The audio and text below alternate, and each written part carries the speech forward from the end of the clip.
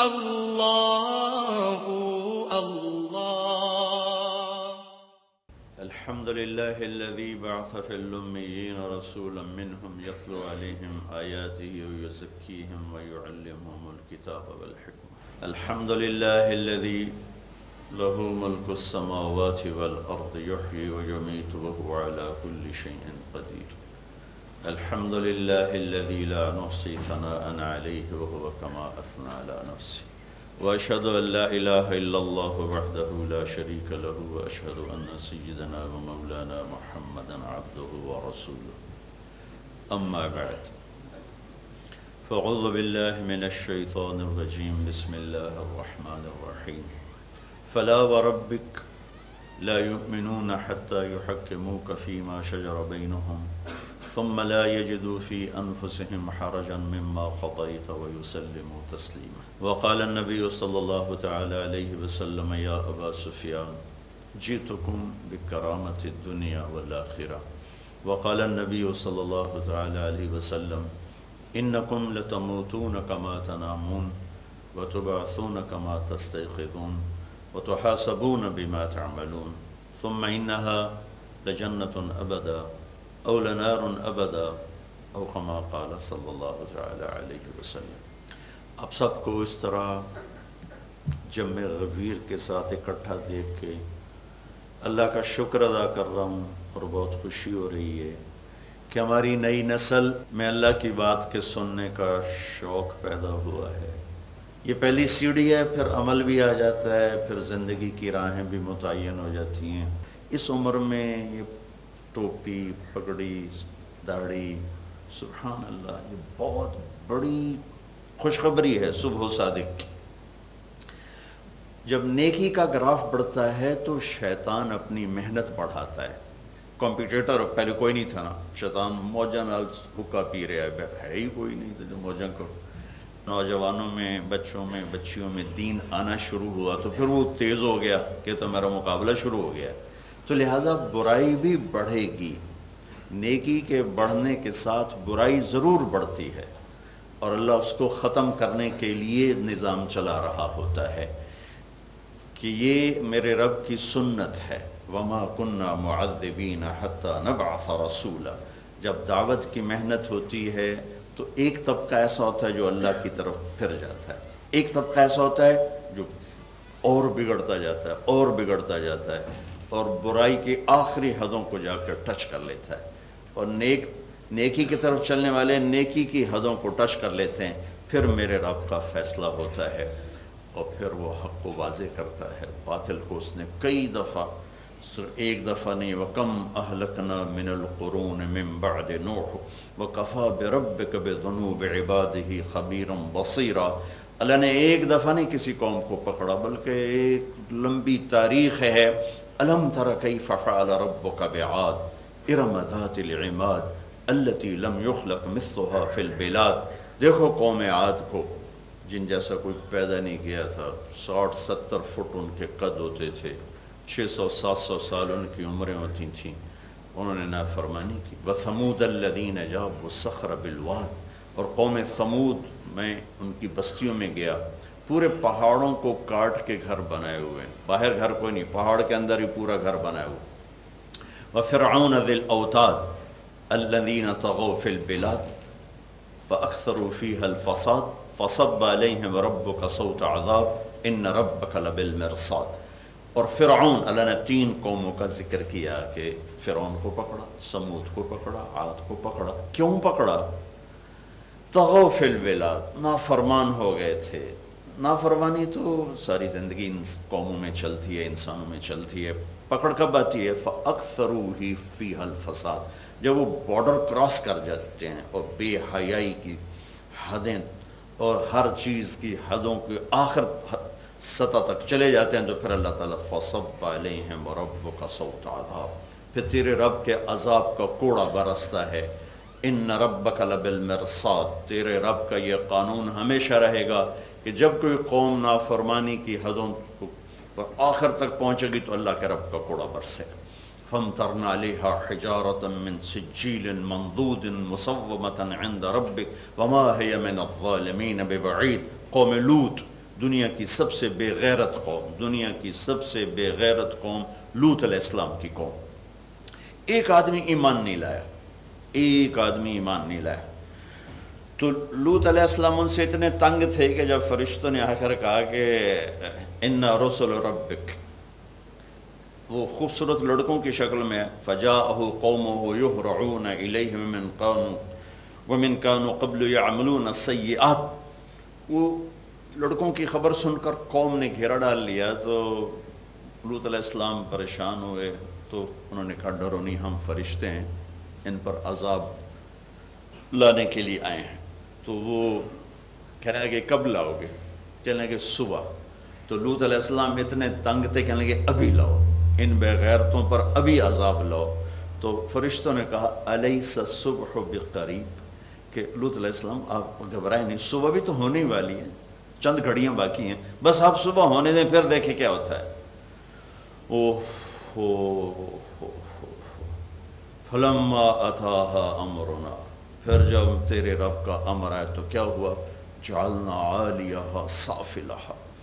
دنیا میں کسی قوم پہ اتنا عذاب نہیں آیا جتنا لوط علیہ السلام کی قوم پہ آیا. کسی قوم پہ. دنیا کا سب سے بڑا کافر میرے نزدیک فرعون ہے، جس نے کہا انا ربکم الاعلی، میں ہی خدا ہوں.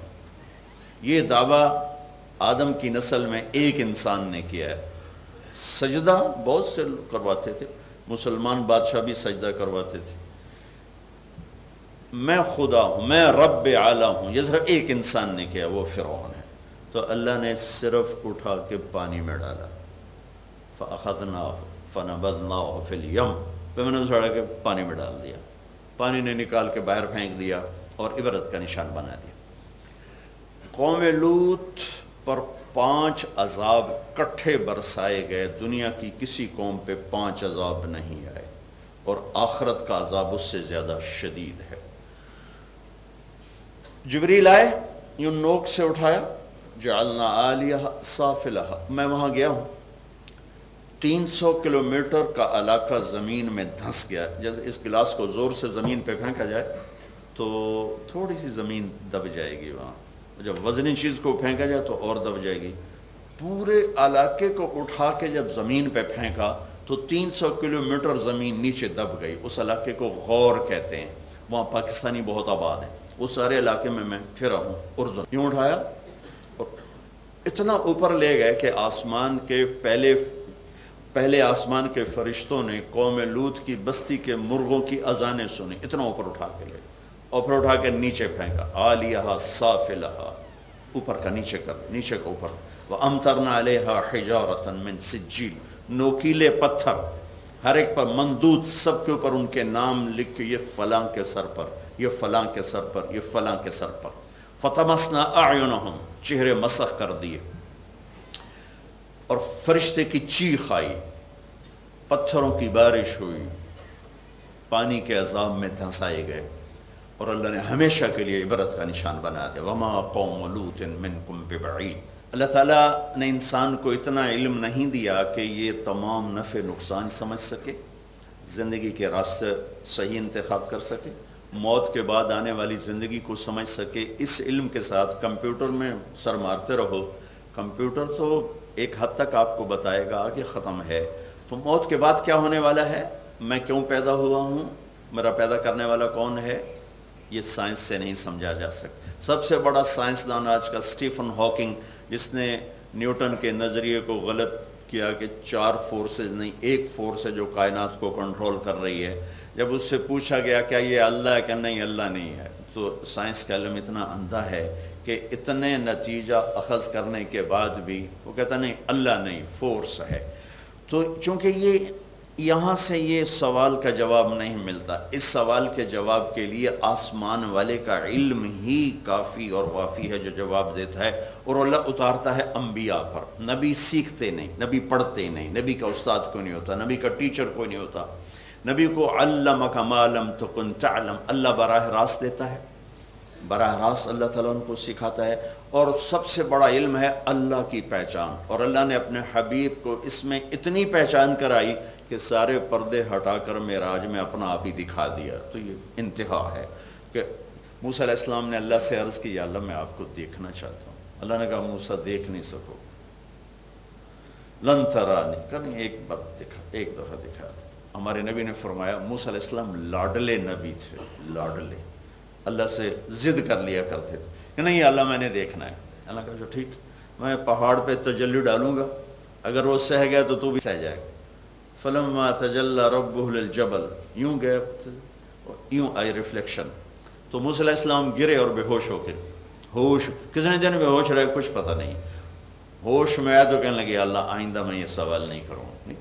اللہ نے اپنے حبیب کو اٹھایا اور ساتوں آسمان پار کرائے. پہلے آسمان پر آدم علیہ السلام نے استقبال کیا، دوسرے آسمان پر عیسیٰ علیہ السلام، یحییٰ علیہ السلام، زکریا علیہ السلام نے استقبال کیا، تیسرے پر یوسف علیہ السلام، چوتھے پر ادریس علیہ السلام، پانچویں پر ہارون علیہ السلام، چھٹے پر موسیٰ علیہ السلام، ساتویں آسمان پر ابراہیم علیہ السلام، اور سدرۃ المنتہا پہ جبریل بھی کھڑے ہو گئے. یا رسول اللہ آج کی زبان میں آگے میرے پاس ویزا کوئی نہیں ہے، آج کی زبان ویزا کوئی نہیں، اس سے آگے میں نہیں جا سکتا، نہ کوئی اور جا سکتا ہے.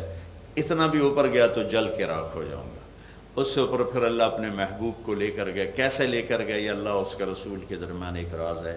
پھر عرش کے دروازے کھلے، پھر پہلی ہستی جس نے عرش پہ قدم رکھا، پھر اوپر 70,000 نور کے پردے، اللہ نے سارے پردے ہٹوا کے کہا السلام علیکم ایھا النبی. اللہ اکبر، اے میرے محبوب آپ کا رب آپ کو سلام پیش کرتا ہے. کیا ہستی ہے، جنہیں رب ہی سلام کرے وہ کیا ہستی ہے. بھائی اور میرے عزیز، ربیع الاول کا منانا تو یہ ہے کہ ہماری پوری زندگی اسوہ رسول میں ڈھل جائے، سیرت رسول میں ڈھل جائے. باقی تو ہماری رواجی چیزیں ہیں، رسمی چیزیں ہیں، ان کا ہونا نہ ہونا اتنا ضروری نہیں ہے جتنا زندگی کا ڈھلنا ضروری ہے، جس پر جنت اور جہنم کا فیصلہ ہونے والا ہے. اور صرف ایک ہستی ہے جن کا علم کامل ہے اور جن کی زندگی انتہائی مکمل ہے. علم حاصل کرنے کا راستہ ہے آنکھیں، کان، سب سے بڑا راستہ یہ دو ہیں، آنکھیں اور کان. آدمی سنتا ہے، پڑھتا ہے، دیکھتا ہے. میرے نبی کی ایک آنکھ تو آپ نے دیکھی کہ اللہ کو براہ راست دیکھے، اللہ نے اٹھایا بلایا. جو آنکھ اللہ کو دیکھے اس میں کیا طاقت ہوگی. اللہ کا کلام سنا، اس کان میں کتنی طاقت ہوگی. ایک دفعہ وہ نماز پڑھا رہے تھے، اب یہ دنیا میں ہے، وہ تو اوپر گئے نماز پڑھاتے.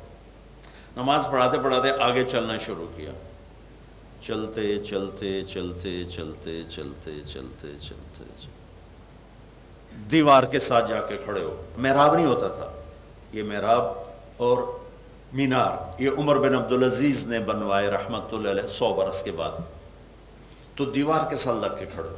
اب پہلی صف والے تو دیکھ رہے ہیں ایک ہی ہو گیا، آج تک کبھی کیتا نہیں، ایک ہی ہو گیا. پھر کھڑے رہے، پھر واپس یوں آتے آتے آتے آتے آتے بالکل صف کے کنارے پر پھر کھڑے. پھر رکوع کیا، نماز مکمل کی. جب سلام پھیرا تو پہلی صف والوں نے تو دیکھ لیا تھا، یا رسول اللہ یہ آپ نے کیا کیا، ہم نے تو آج تک آپ کو ایسا کرتے نہیں دیکھا. آپ نے کہا جب میں نماز پڑھ رہا تھا نا تو اللہ نے میرے سامنے جنت کھول دی تو مجھے جنت نظر آئی. انگوروں کے گچھے دیوار کے باہر لٹکے ہوئے نظر آئے تو میں ان کو دیکھ کے آگے بڑھتا گیا. میں چھت کے پار نہیں دیکھ سکتا، میں صرف سامنے دیکھ رہا ہوں. آپ سب میرے سامنے بیٹھے ہو لیکن میں ادھر ادھر نہیں دیکھ پا رہا کہ صرف میری نظر یوں دیکھا تو یہ نظر نہیں آ رہا، یوں دیکھا تو یہ نظر نہیں آ رہا، پیچھے تو ویسے نظر نہیں آ رہا. اور میرے نبی کی نظر نے 7 آسمان کو چیر کے جنت کے انگوروں کے گچھے دیکھ لیے. اتنی طاقت جس ہستی کی نظر میں ہو ان کا علم کیسا ہوگا. پھر پیچھے کیوں ہٹے؟ کہ پھر میں جنت دیکھ رہا تھا کہ اللہ مجھے دوزخ دکھائی، وہ بھی پتہ نہیں کہاں اللہ نے چھپا کے رکھی ہوئی ہے. تو اس کو دیکھا تو پھر میں ڈرتے میں پیچھے ہٹ کے آ کے کنارے پر کھڑا ہو گیا. اس طاقتور آنکھ کے ذریعے سے کیسا علم اللہ نے دل پہ ڈالا ہوگا.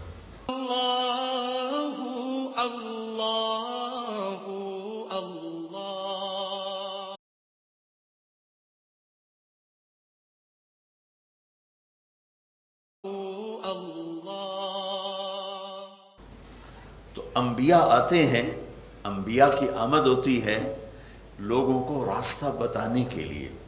اللہ نے ہمیں بہت بڑے نصیب سے نوازا کہ ہمیں آخری رسول کا امتی بنا دیا، جناب رسول اللہ صلی اللہ تعالی علیہ وسلم کا امتی بنا دیا۔ خاندان کے لحاظ سے بھی سب سے اعلیٰ، حسن و جمال میں بھی سب سے اعلیٰ، اور شریعت میں بھی سب سے اعلیٰ، مکمل، اجمل، برتر۔ لقد جاءکم رسول من انفسکم، تم میں سے ایک رسول بھیج رہا، من انفسکم، آپ کی شخصیت کو بلند کر رہا ہے کہ آپ اپنی شخصیت میں کیسے تھے۔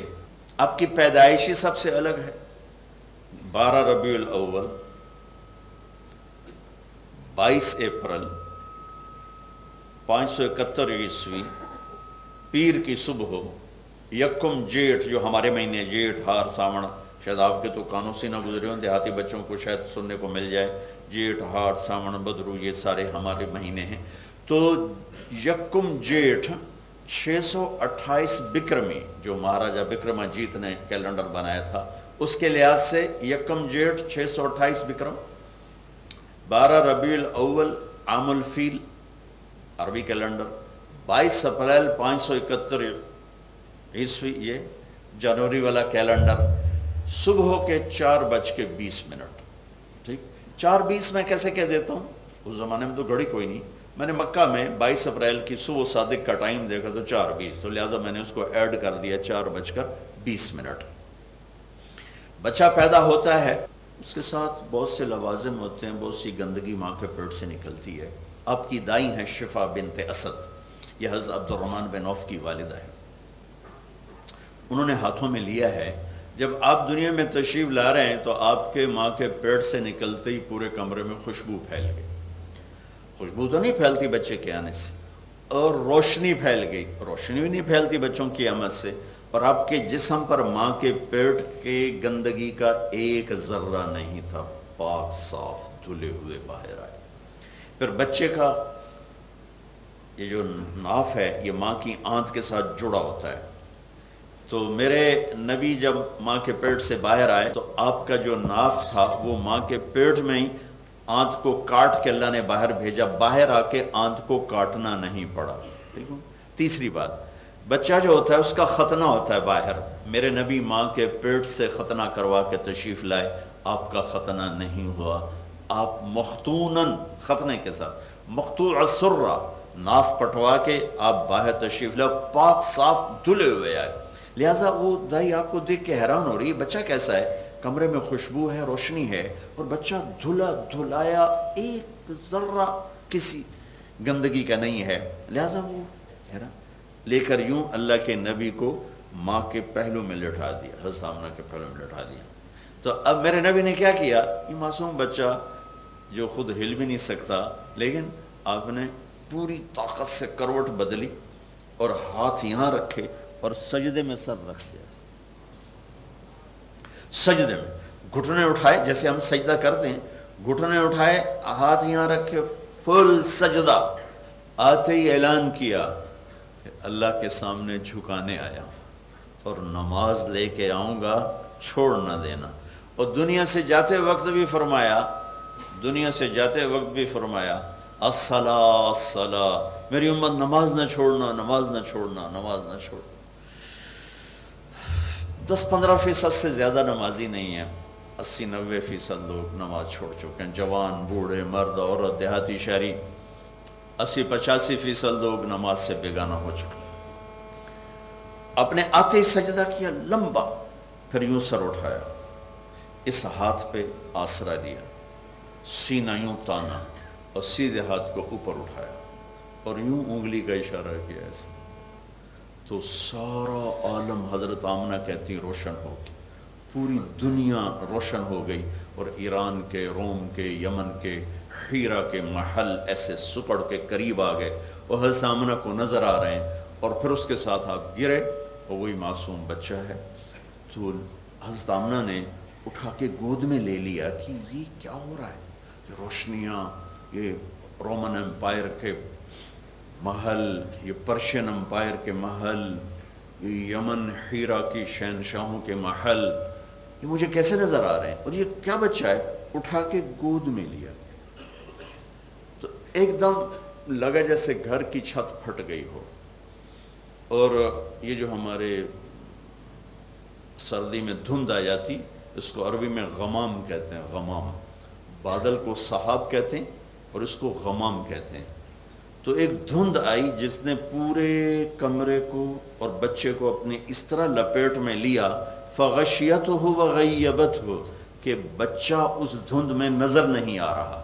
مانے یہ لیا ہوا لیکن نظر نہیں آ رہا. اور اس کے اندر سے آواز آئی، طوفوا بہ مشارق الارض ومغاربها لیعرفوا باسمہ ونعتہ وصورتہ. اس بچے کو پوری کائنات کا چکر لگوا دو اور پوری دنیا کے مرد اور چھوٹے بڑوں کو بتا دو کہ اسے جانو، اسے پہچانو، اس کی مانو، کہ اسی کے پیچھے چل کے منزل ملے گی، ورنہ بھٹکتے پھرو گے جانوروں کی طرح. یہ آواز آئی کہ اسے آدم کے اخلاق دو، شیس کی معرفت دو، نوح کی شجاعت دو، ابراہیم کی دوستی دو، اسماعیل کی قربانی دو، صالح کی فصاحت دو، لوط کی حکمت دو، اسحاق کی رضا دو، یعقوب کی بشارت دو، یوسف کا حسن و جمال دو، موسیٰ کا جلال دو، یوشع کا جہاد دو، دانیال کی محبت دو، الیاس کا وقار دو، ایوب کا دل دو، داؤد کی زبان دو، یونس کی طاعت دو، یحییٰ کی پاک دامنی دو، عیسیٰ کا زہد دو علیہ السلام، وَأَغْمِسُوهُ فِي أَخْلَاقِ النَّبِيِّينَ. اور تمام انبیاء کو جو ملا وہ اس بچے کو دے دو. چند منٹوں میں 1.25 نبیوں کو جو ملا اللہ نے اس بچے کے سینے میں اتارا. پھر 63 سال اس میں پرواز ہے تو وہ کیا چیز لائے. اور ایک چھوٹی سی مثال دیتا ہوں. تمہارا جوان، تمہارا بوڑھا، تمہارا پڑھا لکھا، تمہارا ان پڑھ، تمہارا مرد، ہمارے معاشرے کی عورت، ہمارا سیاستدان، ہمارا تاجر، ہمارا لائر، ہمارا ریڑھی والا، ہمارا مل والا، جھوٹ کے بغیر تو کام نہیں چلتا. کس کو جھٹلا رہے ہیں؟ اس کو جس کی آنکھ نے اللہ کو اپنی آنکھوں سے دیکھا. یہاں سے جس نے اللہ کو دیکھا، خواب میں نہیں دیکھا، ان آنکھوں سے دیکھا. جن کی آنکھ نے یہاں کھڑے ہو کر جنت کو دیکھا، جہنم کو دیکھا. جن کے کانوں نے رب کے کلام کو براہ راست سنا. جن کے پیدا ہوتے ہی 1.25 نبیوں کا علم ان کے سینے میں آیا، اور اس کے علاوہ وہ کچھ دیا گیا جو اللہ نے کسی کو نہیں دیا. اوحا الی عبدہ ما اوحا. ہم نے آپ کو وہ دیا ہے کہ بس کمال کر دیا ہے، وہ وہی ہے کہ کمال کر دیا ہے. وہ کہتے ہیں الصدق ینجی والکذب یہلک. سچ نجات دیتا ہے، جھوٹ ہلاک کرتا ہے. تم بچے بھی کہتے ہو، ہمارا بڑا بھی کہتا ہے، جھوٹ کے بغیر تو کام نہیں چلتا ہے. کتنی بڑی دلیری کے ساتھ ہم اتنی بڑی ہستی کو ٹھکرا کے رکھ دیتے اور ان کے بول کو ٹھکرا دیتے ہیں کہ جھوٹ کے بغیر تو کام نہیں چلتا ہے. تو میرے نبی اس شان سے دنیا میں آئے.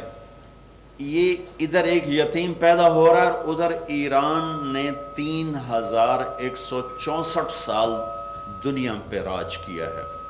1000 سال سے ایران کے آتش کدہ میں آگ جل رہی تھی پوجا کے لیے. جب میرے نبی پیدا ہوئے تو آگ بجھ گئی، ایک دم آگ بجھ گئی. وہ حیران ہوئے کہ آگ تم جرا بجھ کیسے گئی.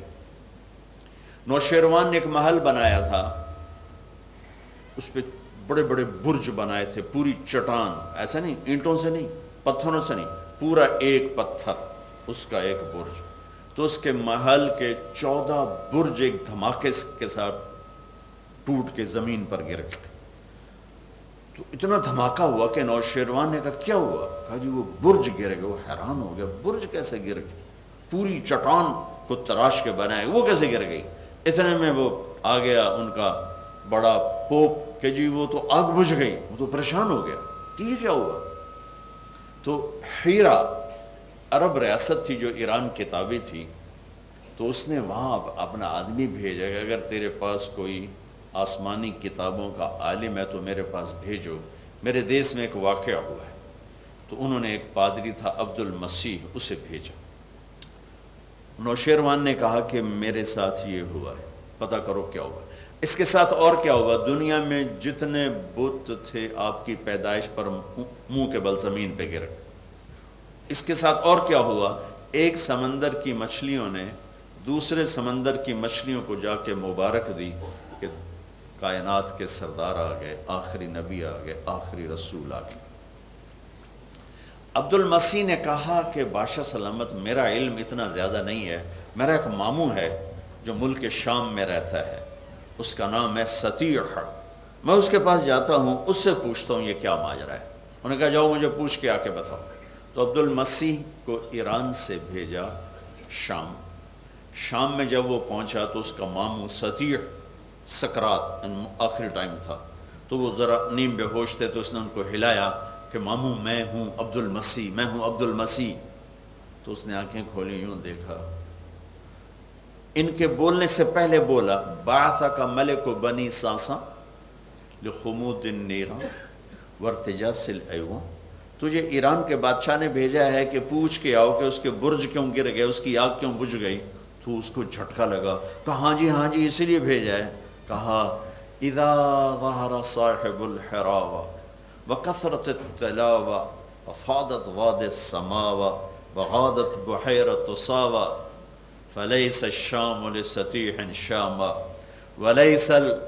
وليس فارس لعبد المسيح مقاما وإنما يملك وملوك وملكات على عدد الشرفات وكلما هو آت آت، اور یہ کہہ کر وہ مر گیا۔ اس نے اور مجھے کہنے لگا عبد المسیح ایران کے بادشاہ کو کہو کہ آخری نبی ظاہر ہو چکا ہے۔ آخری نبی کی آمد کی یہ ساری عبارت کا ترجمہ یہ ہے کہ آخری نبی دنیا میں تشریف لا چکے ہیں، آخری نبی ظاہر ہو چکے ہیں، اور جب ان کے قرآن کی تلاوت ہوگی اور ان کا امر اور جھنڈا بلند ہوگا تو شام بھی ان کی ملک بنے گا، ایران بھی ان کی ملک بنے گا، اور قرآن کی تلاوت عام ہوگی، اور ظلم و ستم سے دنیا پاک اور صاف ہوگی۔ آپ کی آمد پر باہر یہ ہوا، ساری دنیا کے بت گر رہے ہیں، آگ بجھ رہی ہے، برج گر رہے ہیں، اور پیدا یتیم ہو رہا ہے، اور ایک یہودی صبح شور مچا رہا ہے، مکے میں آیا تھا اپنا سودا بیچنے، بھائی آج کوئی کسی قریشی کا بیٹا پیدا ہوا ہے؟ وہ کہا ہاں پیدا ہوا ہے، فلاں کا فلاں کا۔ کس کا باپ مرا ہوا ہے؟ کس کا باپ مرا ہوا ہے؟ وہ بچہ بتاؤ جس کا باپ مرا ہوا ہو۔ انہوں نے کہا عبد المطلب کا پوتا عبداللہ مر چکا ہے، حضرت عبداللہ رضی اللہ تعالیٰ عنہ آپ کے والد ماجد، وہ وفات پا چکے ہیں، ان کا بیٹا پیدا ہو، کہ مجھے دکھاؤ۔ تو آپ کو اٹھا کے لایا گیا، اس نے آپ کو دیکھا، پھر آپ کی کمر سے نا کپڑا ہٹا کے دیکھا تو مہر نبوت،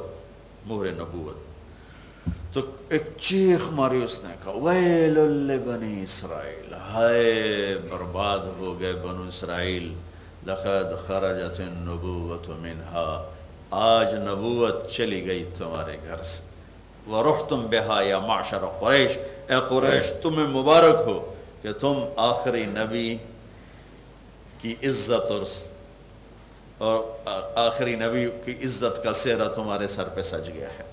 اور پھر کہا ایک دن آئے گا اس بچے کا نام مشرق اور مغرب میں گونجے گا، اس کا ڈنکا بجے گا۔ ابھی آپ آج پیدا ہوئے ہیں، اب 10 سال کے ہیں، اب 12 سال کے، اپنے چچا کے ساتھ تشریف لے جا رہے ہیں ملک شام تجارت کے لیے۔ تو اردن میں ایک جگہ تھی زرقا، وہاں ایک پادری رہتا تھا، بحیرہ زرقا بہت بڑا شہر بن چکا ہے۔ تو جب یہ عربوں کا قافلہ آ کے اترا تو پادری کی نظر پڑی آپ پر، تو اس نے کہا بھائی اس قافلے کا سردار کون ہے؟ تو ابو طالب فرمانے لگے میں ہوں۔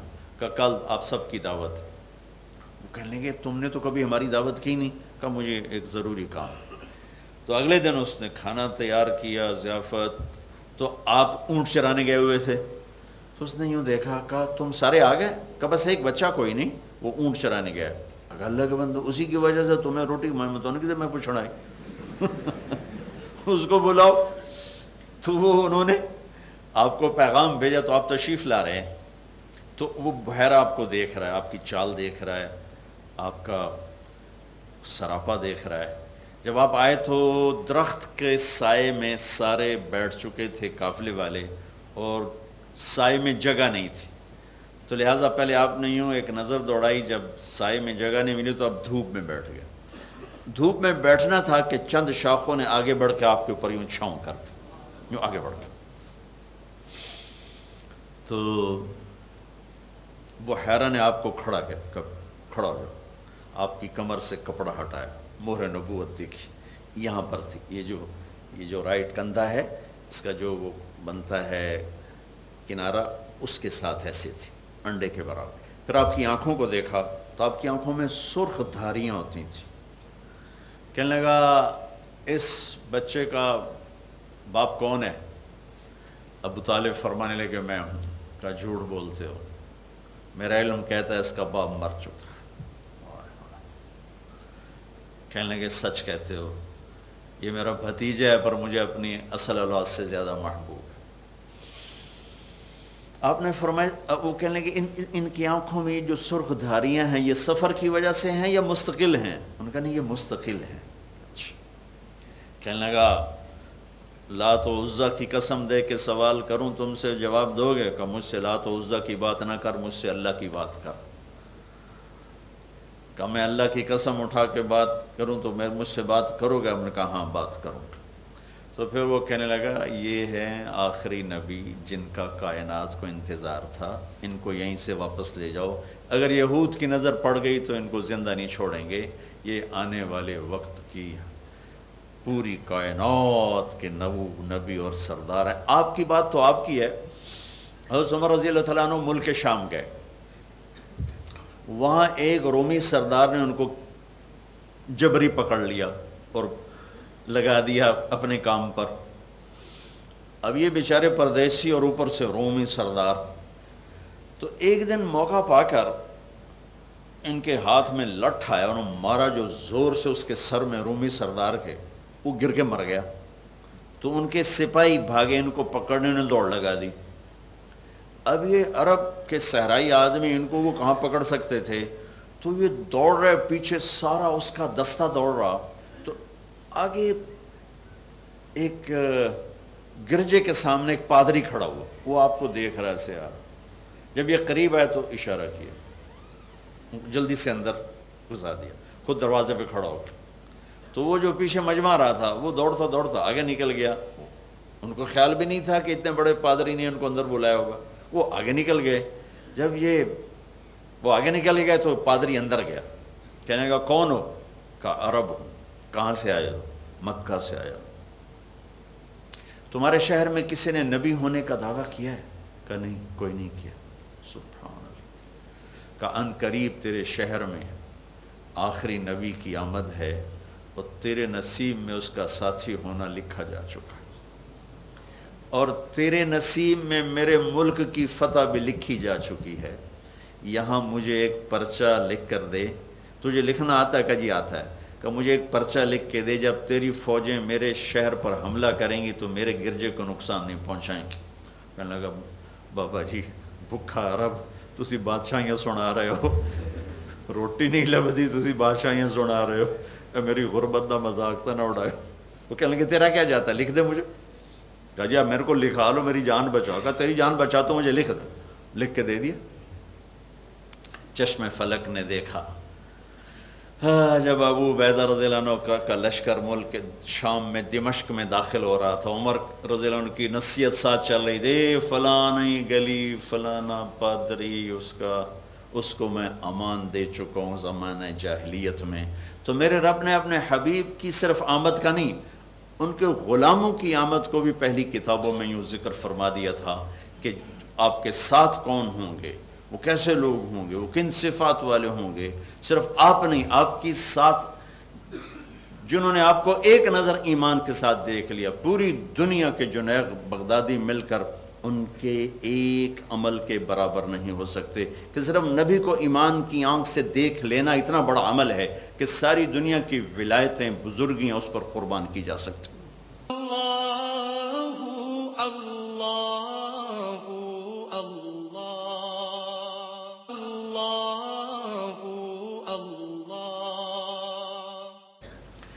تو میرے عزیزو، میرے نبی کی آمد ہی عجیب و غریب ہے۔ حلیمہ، سارا مکہ پھر لیا، کوئی بچہ نہیں ملا، تو ان کے خامند کہنے لگے حلیمہ خالی گو جانے سے بہتر ہے یتیم کو لیا۔ تو جب دوبارہ گئیں کہ بہن مجھے دے دو، جو ہی گود میں لیا دونوں چھاتیاں دودھ سے بھر گئی، اور پہلے فاقے کی وجہ سے ایک قطرہ دودھ نہیں تھا، تو بڑے حیران ہو کہ دودھ کہاں سے آ گیا۔ تو آپ کو دودھ پلایا، دوسری طرف پلانے لگیں تو آپ نے ہونٹ سی لیے کہ آپ کا ایک، حضرت حلیمہ کا ایک بچہ اور تھا دودھ پینے والا، تو جب دوسری طرف آپ کو دودھ پلانے لگیں تو آپ نے منہ بند کر لیا، سارے زور لگانے کے باوجود آپ نے نہیں پیا۔ اس عمر سے میرے نبی عدل و انصاف لے کر آئے۔ جب وہ پہنچی خیمے میں تو کہنے لگیں ابو کبشہ جا کے اونٹنی سے دودھ تو نکال، کوئی شاید کوئی قطرہ نکلا ہے تو قحط کا زمانہ، پر کوئی نکال، کوئی کھانے پینے کا سامان ہو۔ تو جب وہ تشریف لے گئے تو کیا اونٹنی کے تھنوں کو دیکھا تو وہ دودھ سے بھر کے نیچے لٹک چکے تھے، پورا برتن بھر دیا۔ جب چلنے لگے اور گدھی پر سوار ہوئے، سامان اونٹنی پر تھا اور سوار گدھی پر تھے۔ جب سوار ہوئے تو اس گدھی نے ایک دم منہ موڑا، پوری طاقت سے قبلہ رو ہو کر سجدہ کیا یوں، اور پھر آسمان کی طرف سر اٹھا کے اللہ کا شکر ادا کیا، پھر سجدہ کیا، پھر آسمان کی دیکھ کر شکر ادا کیا، پھر سجدہ کیا، پھر آسمان کو دیکھ کر اللہ کا شکر ادا کیا کہ میری پشت پر دو جہان کے سردار آ گئے، جن کی آمد پر اتنے بے وقوف جانوروں کو بھی پتہ ہو کہ کون ہستی آ گئی۔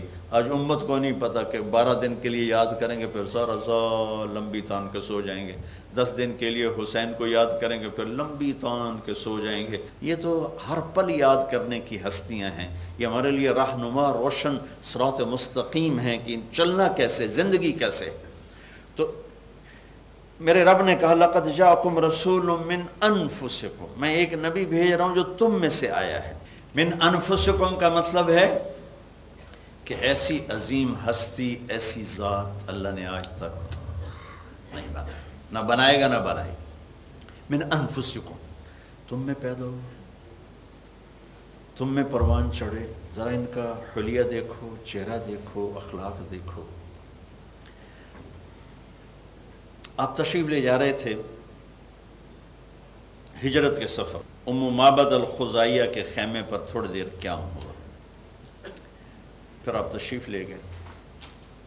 تو ام معبد آپ کا حلیہ بیان کرتی ہیں کہ من انفسکم بتا رہا ہوں، من انفسکم، آپ کا حلیہ بیان کر رہی ہیں۔ رأیت رجلا ظاہر الوضاء ابلج الوجه حسن الخلق لم تعبه ثجلا لم تزر به سعلا وسیم قسیم ازج اقرا فی عینیہ دعج فی عنقه سطع فی صوته سحل فی لحیته کفافا ان تکلم علاه البہاء وان سکت علاه الوقار۔ کیا خوبصورت الفاظ ہیں، من انفسکم۔ میرے نبی اپنی ذات میں کیسے تھے، کیسے تھے؟ وہ کہتی ہے مجھے یوں لگا جیسے 14ویں کا چاند ہی کپڑے پہن کے زمین پہ اتر آیا، مجھے ایسا لگا۔ جابر ابن سمرہ کہتے ہیں کہ 14ویں کا چاند سر پر تھا اور ہمارے نبی صحن، مسجد کے صحن میں تشریف فرما تھے، سرخ دھاری دار، ایک دھاگا کالا ایک سرخ، چادر اوڑھی ہوئی تھی۔ تو کہتے ہیں کبھی میں چاند کو دیکھتا کبھی آپ کو دیکھتا تو مجھے آپ کا چہرہ چاند سے زیادہ حسین نظر آ رہا تھا۔ تو کہتی ہے میں نے ایک ہستی کو دیکھا جن کا وجود ایسا تھا جیسے چاند کپڑے پہن کے اتر آیا ہو، چمکتا چہرہ۔ ایک حدیث اور جوڑو، عظیم الہمہ، بڑا سر، رجل شعر، گھنگریالے بال، شدید و سواد شعر، سیاہ کالے بال، واسع الجبین، کھلا ماتھا، ازج الحواجب، یہ بھویں کمان کی طرح یوں پوری آنکھوں پر چھائی ہوئی، من غیر قرن، یہاں بال نہیں، بینہما عرق یدرہ الغضب، یہاں ایک رگ تھی جو سوئی ہوتی تھی، جب آپ کو غصہ آتا تھا تو اظہار تو ہوتا نہیں تھا، برداشت کرتے تھے، اس برداشت کا ریئیکشن کیا ہوتا تھا؟ یہاں ایک وین تھی جو ایسے ایسے ایسے ایسے ایسے پھڑکنے لگتی تھی، یہ اس بات کی علامت ہوتی تھی کہ آپ ناراض بیٹھے ہوئے ہیں۔ اقن العرنین، ناک بڑا خوبصورت، یہاں سے اٹھا ہوا آگے سے باریک، لہو نور یعلوہ، یہاں ایک نور جگمگ کرتا تھا۔ آنکھیں کیسی تھیں؟ ادعج، اشکل، احور، اکحل، اہدب، انجل، ابرج، یہ 7 نام ہیں میرے نبی کی آنکھوں کے۔ 7 ناموں کا ایک ترجمہ ہے کہ اللہ نے ایسی حسین آنکھ کائنات میں اور نہیں بنائی تھی۔ جب آپ آنکھ اٹھاتے تو آپ کو کوئی دیکھ نہیں سکتا، اس لیے میرے نبی کے دیکھنے کا طریقہ یہ تھا، یہ جل نظرہ الملاحظہ، آپ یوں دیکھتے، کبھی کبھی آنکھ اٹھاتے تھے، کبھی کبھی، تو جب آنکھ اٹھاتے تھے نا تو پھر کوئی آپ کو دیکھنے کی جرت نہیں کرتا تھا، سب یوں ہو جاتے تھے ایسے۔ صرف 2 آدمی آپ کو دیکھ سکتے تھے، صرف 2 آدمی، ایک ابو بکر اور ایک عمر، اس کے علاوہ کوئی آپ کے چہرے پر نظر نہیں ڈال سکتا۔ اب میں حیا اتنا تھا کہ مردوں میں بھی آنکھ جھکا کے چلتے تھے، عورت تو عورت ہے، اب مردوں میں بھی نظر جھکا کے چلتے تھے۔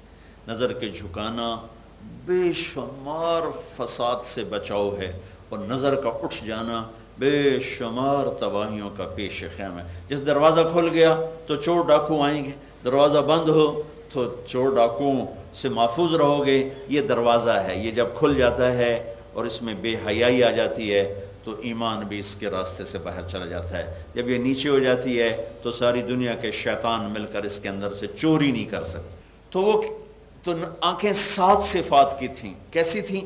موٹی، لمبی، سرخ دھاریاں، پتلی سیاہ، سفیدی سفید، یہ بال بہت لمبے، چمکدار آنکھ، روشن آنکھ، اور سیاہی خوب سیاہ، سفیدی خوب سفید، اور آنکھیں جب اٹھاتے تو ایک نور نکلتا تھا، اس لیے آپ کو کوئی دیکھ نہیں سکتا تھا۔ آپ کے ہونٹ کیسے تھے؟ اشنب، خوبصورت، چوڑے منہ کے ساتھ، اور بیچ میں دانت کیسے تھے؟ مفلج، براق، دانت ایسے خوبصورت تھے کہ جب آپ مسکراتے تھے تو دانتوں سے نور نکلتا ہوا دیواروں پہ پڑتا دکھائی دیتا تھا، ایسے ایسے ایسے نظر آتا تھا۔ اور یہ دانت، یہ ان میں خلا تھا، یہ جیسے یہ میرا خلا ہے ایسے خلا تھا، آپ کے باریک خلا تھا، تو آپ کی مسکراہٹ سے وہ یوں نور کی شعائیں باہر جا کے پڑتی نظر آتی تھی۔ آپ کی داڑھی کیسی تھی؟ کث اللحیہ، گھنی داڑھی تھی، گھنی ایک مٹھ داڑھی تھی۔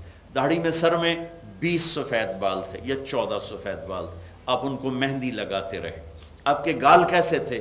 سہل الخدین، گول، نہ ابھرے ہوئے چربی کی وجہ سے، نہ پچکے ہوئے کمزوری کی وجہ سے۔ آپ کی گردن کیسی تھی؟ لمبی، سراہی دار، فی عنقہ سطع، فی لحیتہ کثافہ۔ آپ کی آواز کیسی تھی؟ فی صوتہ سہل، آپ کی آواز میں ایک جادو تھی، ایک کشش تھی جو کھینچ لیتی، دلوں کو پکڑ لیتا تھی، آپ کی آواز، آپ کا بول دلوں کو پکڑ لیتا تھا۔ اس قدر ایک تو کلام خوبصورت، ایک لہجہ میٹھا شیریں خوب، اور دل پذیر، دل کو کھینچنے والا، تو لوگوں کے دل کھنچتے تھے آپ کی طرف۔ سینہ کیسا تھا؟ عریض الصدر، چوڑا۔ بازو کیسے تھے؟ طویل الزنادین، بازو لمبے۔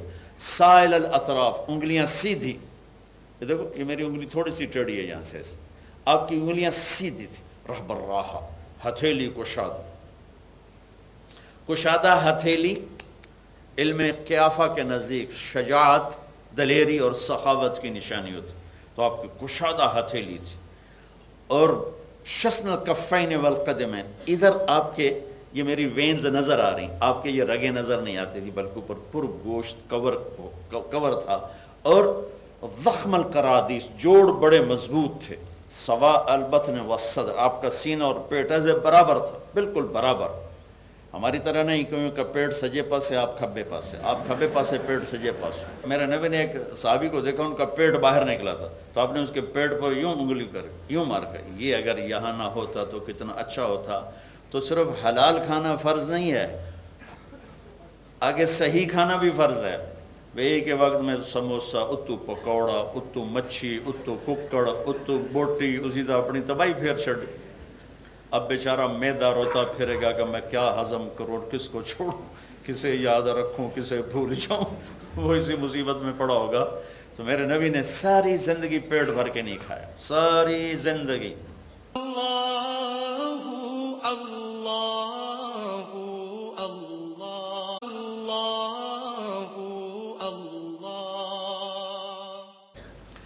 تو میرے عزیزو، میرے نبی کی آمد ہی عجیب و غریب ہے۔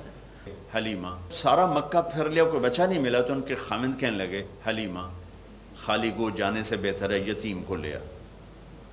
تو جب دوبارہ گئیں کہ بہن مجھے دے دو، جو ہی گود میں لیا دونوں چھاتیاں دودھ سے بھر گئی، اور پہلے فاقے کی وجہ سے ایک قطرہ دودھ نہیں تھا، تو بڑے حیران ہو کہ دودھ کہاں سے آ گیا۔ تو آپ کو دودھ پلایا، دوسری طرف پلانے لگیں تو آپ نے ہونٹ سی لیے کہ آپ کا ایک، حضرت حلیمہ کا ایک بچہ اور تھا دودھ پینے والا، تو جب دوسری طرف آپ کو دودھ پلانے لگیں تو آپ نے منہ بند کر لیا، سارے زور لگانے کے باوجود آپ نے نہیں پیا۔ اس عمر سے میرے نبی عدل و انصاف لے کر آئے۔ جب وہ پہنچی خیمے میں تو کہنے لگیں ابو کبشہ جا کے اونٹنی سے دودھ تو نکال، کوئی شاید کوئی قطرہ نکلا ہے تو قحط کا زمانہ، پر کوئی نکال، کوئی کھانے پینے کا سامان ہو۔ تو جب وہ تشریف لے گئے تو کیا اونٹنی کے تھنوں کو دیکھا تو وہ دودھ سے بھر کے نیچے لٹک چکے تھے، پورا برتن بھر دیا۔ جب چلنے لگے اور گدھی پر سوار ہوئے، سامان اونٹنی پر تھا اور سوار گدھی پر تھے۔ جب سوار ہوئے تو اس گدھی نے ایک دم منہ موڑا، پوری طاقت سے قبلہ رو ہو کر سجدہ کیا یوں، اور پھر آسمان کی طرف سر اٹھا کے اللہ کا شکر ادا کیا، پھر سجدہ کیا، پھر آسمان کی دیکھ کر شکر ادا کیا، پھر سجدہ کیا، پھر آسمان کو دیکھ کر اللہ کا شکر ادا کیا کہ میری پشت پر دو جہان کے سردار آ گئے، جن کی آمد پر اتنے بے وقوف جانوروں کو بھی پتہ ہو کہ کون ہستی آ گئی۔ آج امت کو نہیں پتہ کہ 12 دن کے لیے یاد کریں گے پھر سارا سال لمبی تان کے سو جائیں گے، 10 دن کے لیے حسین کو یاد کریں گے پھر لمبی تان کے سو جائیں گے۔ یہ تو ہر پل یاد کرنے کی ہستیاں ہیں، یہ ہمارے لیے رہنما روشن صراط مستقیم ہیں کہ چلنا کیسے، زندگی کیسے۔ تو میرے رب نے کہا لقد جاءکم رسول من انفسکم، میں ایک نبی بھیج رہا ہوں جو تم میں سے آیا ہے۔ من انفسکم کا مطلب ہے کہ ایسی عظیم ہستی، ایسی ذات اللہ نے آج تک نہیں بنائی، نہ بنائے گا نہ بنائے۔ من انفسکم، تم میں پیدا ہو، تم میں پروان چڑھے، ذرا ان کا حلیہ دیکھو، چہرہ دیکھو، اخلاق دیکھو۔ آپ تشریف لے جا رہے تھے ہجرت کے سفر، ام معبد الخزائیہ کے خیمے پر تھوڑی دیر قیام ہوا، پھر آپ تشریف لے گئے۔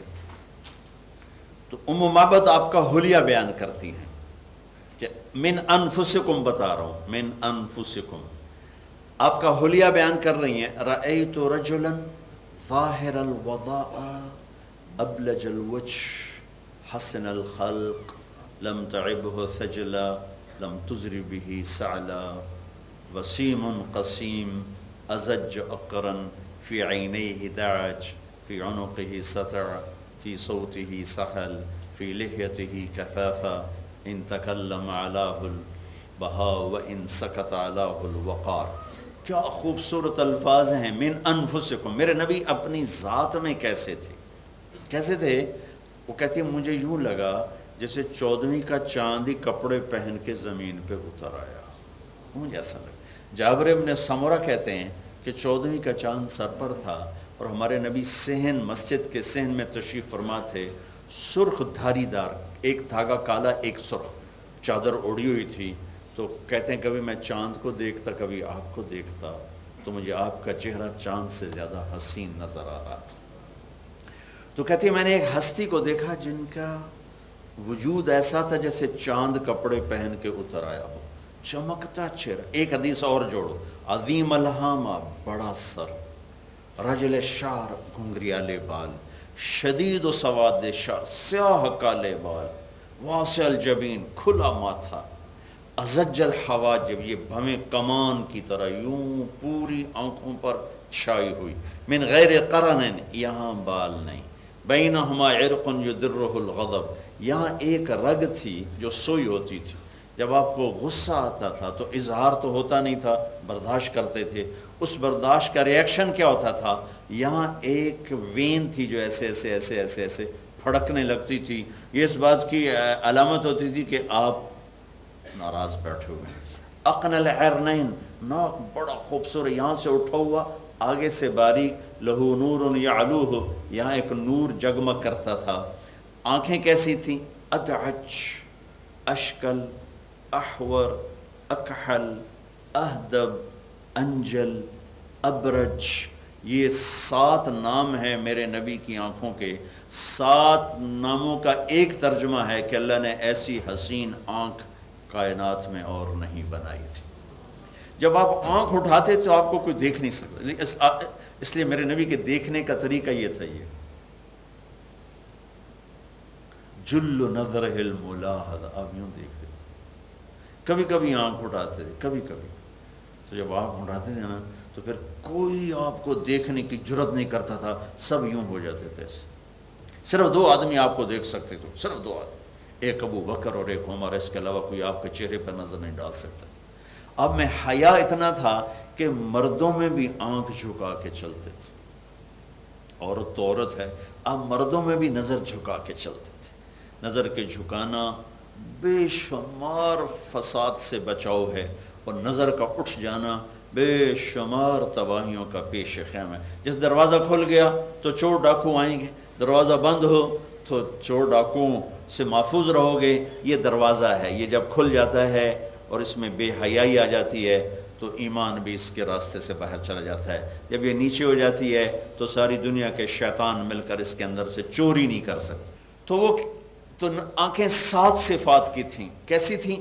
موٹی، لمبی، سرخ دھاریاں، پتلی سیاہ، سفیدی سفید، یہ بال بہت لمبے، چمکدار آنکھ، روشن آنکھ، اور سیاہی خوب سیاہ، سفیدی خوب سفید، اور آنکھیں جب اٹھاتے تو ایک نور نکلتا تھا، اس لیے آپ کو کوئی دیکھ نہیں سکتا تھا۔ آپ کے ہونٹ کیسے تھے؟ اشنب، خوبصورت، چوڑے منہ کے ساتھ، اور بیچ میں دانت کیسے تھے؟ مفلج، براق، دانت ایسے خوبصورت تھے کہ جب آپ مسکراتے تھے تو دانتوں سے نور نکلتا ہوا دیواروں پہ پڑتا دکھائی دیتا تھا، ایسے ایسے ایسے ایسے نظر آتا تھا۔ اور یہ دانت، یہ ان میں خلا تھا، یہ جیسے یہ میرا خلا ہے ایسے خلا تھا، آپ کے باریک خلا تھا، تو آپ کی مسکراہٹ سے وہ یوں نور کی شعائیں باہر جا کے پڑتی نظر آتی تھی۔ آپ کی داڑھی کیسی تھی؟ کف اللحیہ، گھنی داڑھی تھی، گھنی ایک مٹھ داڑھی تھی۔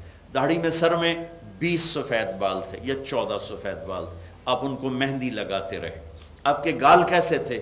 سہل الخدین، گول، نہ ابھرے ہوئے چربی کی وجہ سے، نہ پچکے ہوئے کمزوری کی وجہ سے۔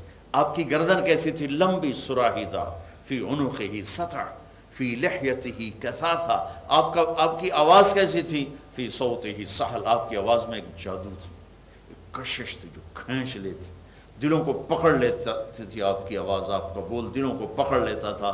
اس قدر ایک تو کلام خوبصورت، ایک لہجہ میٹھا شیریں اور دل پذیر، دل کو کھینچنے والا، تو لوگوں کے دل کھنچتے تھے آپ کی طرف۔ سینہ کیسا تھا؟ عریض الصدر، چوڑا۔ بازو کیسے تھے؟ طویل الزنادین، بازو لمبے۔ سائل الاطراف، انگلیاں سیدھی، یہ دیکھو یہ میری انگلی تھوڑی سی ٹیڑھی ہے یہاں سے ایسے، آپ کی انگلیاں سیدھی تھی۔ رہب الراحہ، ہتھیلی کشادہ، کشادہ ہتھیلی علم قیافہ کے نزدیک شجاعت، دلیری اور سخاوت کی نشانی ہوتی، تو آپ کی کشادہ ہتھیلی تھی۔ اور شسن الکفین والقدمین، ادھر آپ کے یہ میری وینز نظر آ رہی، آپ کے یہ رگیں نظر نہیں آتی تھی، بلکہ اوپر پر گوشت کور تھا۔ اور ضخم القرادیس، جوڑ بڑے مضبوط تھے۔ سوا البطن والصدر، آپ کا سینہ اور پیٹ ایسے برابر تھا، بالکل برابر، ہماری طرح نہیں کہ پیٹ سجے پاسے آپ کھبے پاسے، آپ کھبے پاسے پیٹ سجے پاسے۔ میرے نبی نے ایک صحابی کو دیکھا، ان کا پیٹ باہر نکلا تھا، تو آپ نے اس کے پیٹ پر یوں انگلی کر، یوں مار کر، یہ اگر یہاں نہ ہوتا تو کتنا اچھا ہوتا۔ تو صرف حلال کھانا فرض نہیں ہے، آگے صحیح کھانا بھی فرض ہے۔ ایک کے وقت میں سموسہ، اتو پکوڑا، اتو مچھی، اتو ککڑ، اتو بوٹی، اسی طرح اپنی تباہی پھیر چھڑ۔